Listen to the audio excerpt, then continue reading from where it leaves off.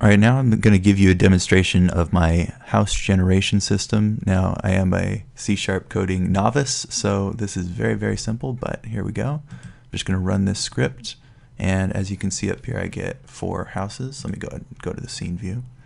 And these houses are being generated one room at a time, and you can see them color-coded. So let me just pull them apart. So first, the code chooses the large blue room, which is going to be the living room entry point of the house. Then it chooses between valid positions for the green rooms. So we can see this one's kind of boring because it's repeated left and right, so I'll do it over again. Then based on the position of the 2-sized room here, it places the last room. So if I open one of these houses up, you can see named clones, which will later be prefabs with furniture and all that stuff. Here we go. This is the first positioned clone for the 3 room. 1, 2, 3. So that's a larger one. 2, 1, 2. And then finally 1 placed right there. So let me go ahead and just replay that. We'll see if we get a slightly more interesting result.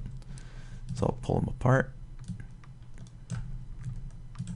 So there we got a living room in the front, living room in the middle, and a living room in the back. That was a little bit more satisfying. So 3 here, 2 here, 1 here, 3 here, 2 here, 1 here, 3, 2, 1, 3, 2, 1, just like that. One more time just because it's interesting to see the variety.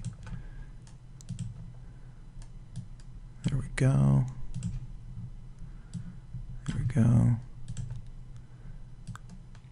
And there we go. So I can get a nice assortment of relatively randomized houses this way. The idea is that these are going to eventually look like these fully furnished rooms that I have in this mock-up here, along with some variability about where the obstacles are going to go, how they're clumped together, and where the loot is located for your burglar to rob.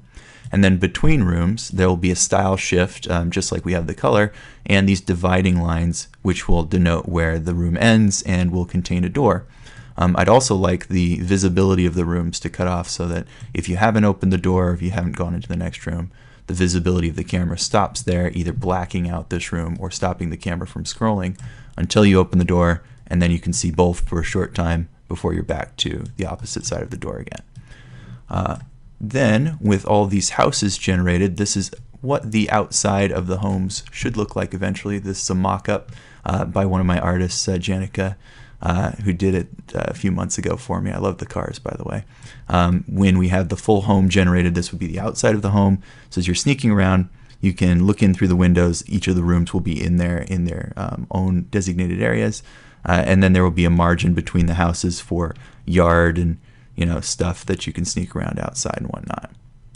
So you'd have a long street. So far I'm planning for 4 houses per street in this particular neighborhood, but I've written the code in such a way that it can be expanded and organized any way you want. So there you go, that's my progress this week. Thanks for watching.